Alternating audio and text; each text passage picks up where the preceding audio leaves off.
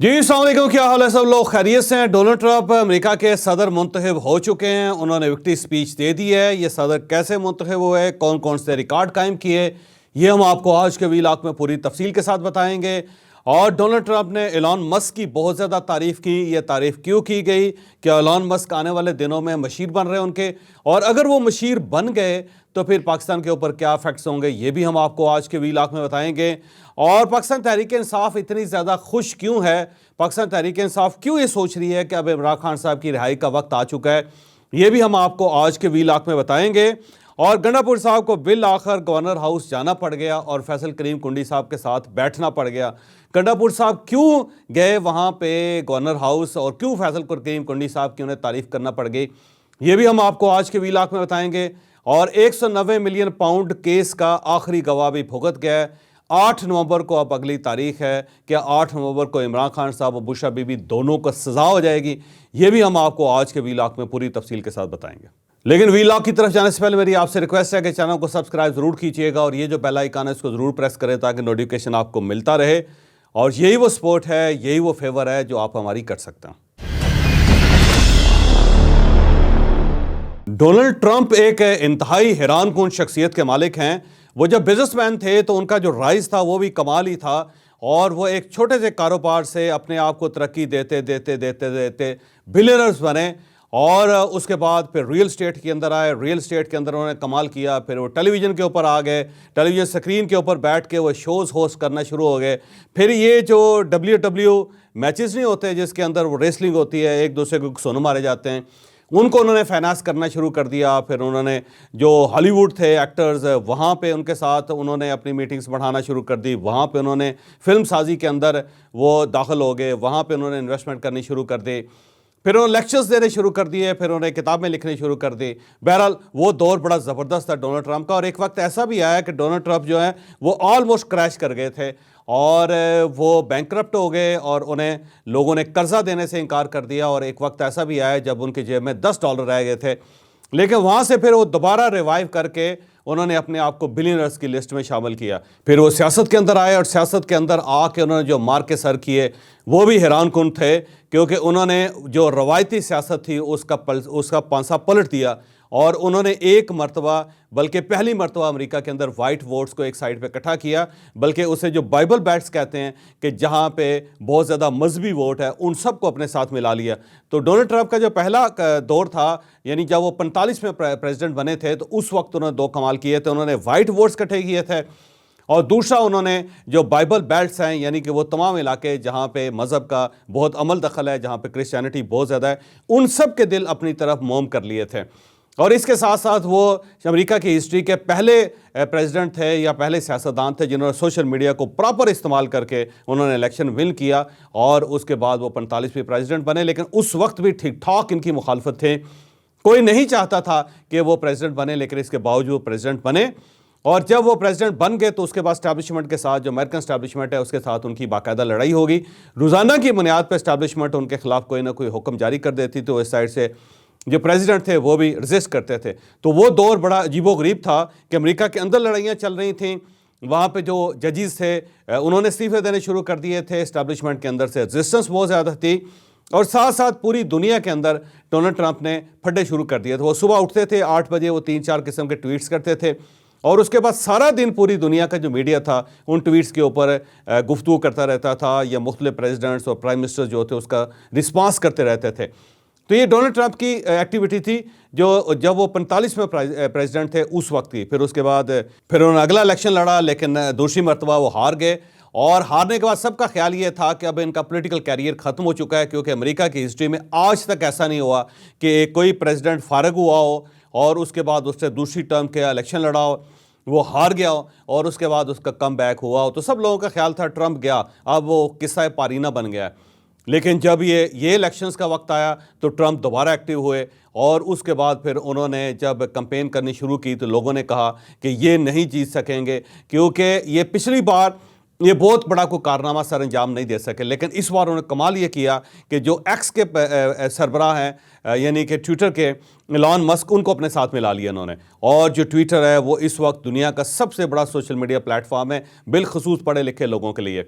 تو ایلان مسک نے نہ صرف $125 ملین کے قریب انہیں امداد دی، فنڈ جاری کیے، بلکہ انہوں نے ان کے ساتھ مل کے کمپین بھی کی۔ امریکہ کے اندر 7 ایسی سٹیٹس ہیں جن کو سوئنگ سٹیٹس کہا جاتا ہے، کیونکہ وہ سوئنگ سٹیٹس جو ہیں وہ عین وقت میں فیصلہ کرتی ہیں اور ان کی بنیاد پہ ہمیشہ صدر منتخب ہوتے ہیں۔ ایلان مسک نے وہاں پہ ان کے لیے کمپین کی، اور کمپین کرنے کے بعد 7 میں سے 4 سٹیٹس کو انہوں نے ان کے ساتھ ملا لیا اور ان سب کو مجبور کر دیا کہ وہ ڈونلڈ ٹرمپ کو ووٹ دیں۔ لہٰذا 7 سوئنگ سٹیٹس میں سے 4 سوئنگ سٹیٹس نے ڈونلڈ ٹرمپ کو سپورٹ کر دی، اور اس کا یہ نتیجہ نکلا کہ ڈونلڈ ٹرمپ اب 538 الیکٹورل ووٹس میں سے 277 اس وقت تک حاصل کر چکے ہیں، اور ان کے مقابلے میں کملا ہیرس جو ہے وہ 226 حاصل کر چکی ہیں۔ لہٰذا یہ بڑی واضح جو اکثریت ہے اس سے جیت رہے ہیں، اور ٹرمپ کا خیال یہ ہے کہ یہ 300 کو کراس کر جائیں گے، بلکہ 315 تک الیکٹورل ووٹس حاصل کر لیں گے، جو ایک ریکارڈ ہوگا امریکہ کی ہسٹری میں کہ ایک ایسا آدمی جس کو کوئی شخص پسند نہیں کرتا تھا وہ اتنی زیادہ اکثریت کے ساتھ دوسری مرتبہ پریزیڈنٹ بن جائے۔ اب سوال یہ ہے کہ ڈونلڈ ٹرمپ نے یہ کامیابی حاصل کیسے کی؟ ڈونلڈ ٹرمپ نے 2 چیزوں سے کامیابی حاصل کی۔ ایک تو انہوں نے جو امریکنز تھے ان سب کو ڈائریکٹ مخاطب کیا، انہوں نے کوئی چیز ملفوف الفاظ میں یا کوئی دائیں بائیں کر کے یا چونکے چنانچے کر کے بات نہیں کی، بڑے کلیئر تھے اپنی تھاٹس میں۔ جب بھی تقریر کرتے تھے وہ کہتے تھے کہ یہ جو غیر ملکی ہیں میں ان کو نکالوں گا، کیونکہ غیر ملکی یہاں پہ جو بغیر ویزے کے آئے ہیں، بغیر پروسیس کے آئے ہیں، ان کے لیے امریکہ کے اندر کوئی گنجائش نہیں ہے۔ یہ جو سرحدیں عبور کر کے امریکہ کے اندر آ جاتے ہیں یہ ہم ہمیشہ کے لیے ختم کر دیں گے۔ ویزے کے اندر ہم سلیکٹیو ہوں گے کہ ایسے لوگوں کو امریکہ کے اندر داخل نہیں ہونے دیں گے جو امریکہ کے اندر بوجھ بن جاتے ہیں۔ پھر انہوں نے یہ کہا کہ یہاں پہ جو پولرائزیشن ہے اس کو میں ختم کروں گا۔ پھر انہوں نے کہا کہ دنیا کے اندر جو جنگیں چل رہی ہیں ان سب کا خاتمہ کروں گا، بالخصوص انہوں نے یوکرین جنگ کا ذکر کیا، غزہ کا ذکر کیا۔ پھر انہوں نے اس مرتبہ مسلمانوں کے ووٹ بہت حاصل کیے، یعنی ٹرمپ پچھلی بار صرف وائٹ کے پریزیڈنٹ تھے، لیکن اس بار وہ بلیک کے پریزیڈنٹ بھی ہیں، اس بار وہ مسلمانوں کے پریزیڈنٹ بھی ہیں، اور اس بار وہ پاکستانیوں کے پریزیڈنٹ بھی ہیں، کیونکہ انہوں نے پاکستانیوں کے ووٹ حاصل کیے، انہوں نے بلیک کے ووٹ حاصل کیے، پھر انہوں نے غیر ملکی جو وہاں پہ موجود ہیں ان کے ووٹ حاصل کیے، پھر انہوں نے مسلمانوں کے ووٹ حاصل کیے۔ تو یہ ان کی ایک پالیسی میں ایک تبدیلی آئی ہے ٹرمپ کے کہ انہوں نے سب کو اپنے ساتھ ملا لیا ہے، جبکہ اس کے مقابلے میں کملا ہیرس جو ہیں ان کو جو بائیڈن کی گورنمنٹ لے کے بیٹھ گئی، کیونکہ وہ کوئی بہت زیادہ اچھا پرفارم نہیں کر سکے۔ اکنامکلی امریکہ کے اندر بہت زیادہ کرائسس آ گیا تھا، وہاں پہ مہنگائی بہت زیادہ ہو گئی ہے، جو وائٹ کالر لوگ ہیں وہ سب اس وقت پرابلمز کے اندر پھنسے ہوئے ہیں، بلو کالرز جو ہیں وہ بھی بڑے شدید قسم کے مسائل کا شکار ہیں۔ تو وہاں پہ کمپنیز ڈیزالو ہو رہی ہیں، وہاں پہ ریسیشن بہت زیادہ ہے امریکہ کے اندر، وہاں پہ بزنس جو ہے وہ بہت ڈیمیج ہوا ہے، اور ساتھ ساتھ جو یوکرین کی جنگ ہے اسے کنٹرول نہیں کر سکے تھے جو بائیڈن۔ تو اس ساری چیزوں نے مل ملا کے وہاں پہ ڈیموکریٹس کو ٹھیک ٹھاک نقصان پہنچایا۔ اس وجہ سے کملا ہیرس جو ہیں وہ بہت زیادہ ووٹس حاصل نہیں کر سکی، وہ کامیاب نہیں ہو سکے۔ بہرحال اب ڈونلڈ ٹرمپ ایلان مسک کو اپنا مشیر بنانے لگے ہیں۔ ان کا پہلے اعلان تھا کہ میں ایلان مسک کو اپنی کیبنٹ کا حصہ بناؤں گا، یا تو یہ منسٹر بنیں گے، اور اگر یہ منسٹر نہیں بنتے تو یہ مشیر ضرور ہوں گے ڈونلڈ ٹرمپ کے، اور یہ ایک بہت بڑی میرا خیال ہے کامیابی ہوں گی ایلان مسک کی کہ ایک بلینر جو ہے وہ باقاعدہ ڈونلڈ ٹرمپ کی کیبنٹ کا حصہ بنے گا، اور وہ بھی ایک ایسا شخص ہے جس کے پاس ایکس جیسا پلیٹ فارم ہے جو پوری دنیا کے اندر ویل کنیکٹڈ ہے، اور جو سب سے بڑا سوشل میڈیا نیٹ ورک اس وقت بن چکا ہے۔ ایلان مسک نے بہت بڑا جوا کھیلا تھا ڈونلڈ ٹرمپ کے ساتھ مل کے، انہوں نے $125 ملین بھی جھونک دیے تھے، اور ساتھ انہوں نے اپنے آپ کو ان کے ساتھ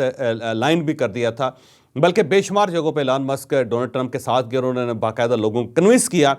کہ آپ ٹرمپ کو ووٹ دیں۔ یہ ایک جوا تھا، کیونکہ اگر ڈونلڈ ٹرمپ پریزیڈنٹ نہ بنتے تو ڈیفینیٹلی کیمرا ہیرس ایلان مسک کو کھا جاتی،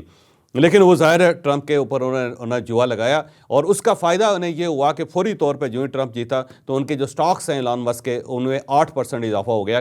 اس سے آپ اندازہ لگا سکتے ہیں کہ $125 ملین لگا کے انہوں نے بلینز ڈالرز کمائے پہلے دینے۔ یہ ان کا بہت بڑا جوا بھی تھا، اور اب ظاہر ہے وہ جیت چکے ہیں۔ اور جب ایلان مسک کو ایڈوائزر یا کیبنٹ کا حصہ بنایا جاتا ہے تو میرا خیال ہے پاکستان کے ساتھ ریلیشنز کو بہت اچھے نہیں رہیں گے۔ پاکستان کے اندر ایکس کے اوپر پابندی ہے، اور ایلان مسک جو ہے وہ بار بار پاکستان کے لیے کنسرن تھے، وہ چاہتے تھے کہ یہاں پہ ایکس باقاعدہ ایکٹیویٹ ہو، لیکن گورنمنٹ ریزسٹ کرتی رہی۔ تو ایک میرا خیال ہے شکر رنجی یا ایک تھوڑی سی تکلیف جو ہے وہ پاکستان اور ایلان مسک کے درمیان موجود ہے، اور دوسرا ایلان مسک اینٹی مسلمز بھی ہیں اور اینٹی پاکستان بھی ہیں۔ تو جب آنے والے دنوں میں جب وہ کیبنٹ کا حصہ بنیں گے تو پاکستان کے لیے بہت زیادہ فیوریبل حالات نہیں ہوں گے۔ میرا خیال یہ ہے کہ ایلان مسک پش کرنے کی کوشش کریں گے، اور سوشل میڈیا اگر ان کے ہاتھ میں ہے تو پاکستان کے اندر خاصا اضطراب وہ پھیلا سکتے ہیں، جو میرا ذاتی طور پہ خیال ہے۔ اب ہم آتے ہیں ڈونلڈ ٹرمپ کو اور پاکستانی سیاست کی طرف۔ تو عمران خان صاحب اور پاکستان تحریک انصاف کا بہت زیادہ خیال یہ ہے کہ جو ہی ڈونلڈ ٹرمپ آ جائیں گے تو ہماری کامیابی کا دور شروع ہو جائے گا، جیل کے دروازے، جیل کے تالے کھلنے شروع ہو جائیں گے۔ اور اس کی بنیادی وجہ یہ ہے کہ ٹرمپ اور عمران خان صاحب کے ریلیشنز کمپیریٹیولی بہتر تھے۔ جو بائیڈن کے تو پاکستان کے ساتھ بالکل ریلیشن ڈیڈ ہو گئے تھے، انہوں نے پاکستان کو نہ کوئی خط لکھا، نہ پاکستان کو فون کیا، نہ کو ہم دورہ کر سکے، نہ ہم جو بائیڈن سے مل سکے۔ تو وہ بائیڈن کی جو ایڈمنسٹریشن تھی وہ پاکستان کو کولڈ شولڈر دے رہی تھی، لیکن جب عمران خان صاحب کا دور تھا تو عمران خان صاحب نے دورہ بھی کیا تھا، ٹرمپ کے ساتھ ملاقات بھی ہوئی تھی، اور اس کے بعد عمران خان صاحب نے واپس آ کے اعلان کیا تھا کیسے لگ رہا ہے جیسے میں نے دوسری مرتبہ ورلڈ کپ جیتا ہے۔ تو وہ ٹرمپ کے ساتھ زیادہ کمفرٹیبل تھے، جبکہ ٹرمپ کے دور میں پاکستان کو بہت زیادہ فائدہ نہیں ہوا تھا۔ ٹرمپ روزانہ کی بنیاد پہ صبح اٹھ کے پاکستان کے خلاف کوئی نہ کوئی ٹویٹ کر دیتے تھے اور اس کا جواب پھر عمران خان صاحب کو دینا پڑتا تھا، تو اس درمیان تعلقات خراب بھی ہوئے تھے۔ لیکن جو عمران خان صاحب کا دورہ تھا اسے عمران خان صاحب اپنی کامیابی سمجھتے رہے، لیکن اس کے بعد ٹرمپ نے مودی صاحب کو یہ الاؤ کر دیا تھا کہ وہ 370 ختم کر کے کشمیر کو ہڑپ کر سکتے ہیں۔ تو اس دورے کا نتیجہ یہ نکلا تھا کہ کشمیر جو ہے وہ ڈیزالو ہو گیا، اسے انڈیا نے ہڑپ کر لیا اور ساتھ ہی پاکستان خاموش ہو کے بیٹھ گیا۔ تو ایک خفیہ سیٹلمنٹ کہا جاتا ہے کہ وہ عمران خان صاحب اور ڈونلڈ ٹرمپ کے درمیان تھی کہ آپ جب انڈیا کشمیر کے اوپر اپنی پالیسی بدلے گا، اس کو ہڑپ کرے گا، تو آپ خاموش رہیں گے، تو عمران خان صاحب اس کے اوپر خاموش رہیں۔ شاید اسی لیے پاکستان تحریک صاحب کا خیال یہ ہے کہ اب ٹرمپ آ گیا تو ہمیں فائدہ ہوگا، جو پرانی وفاداری ہیں ان کا کوئی نہ کوئی نتیجہ نکلے گا۔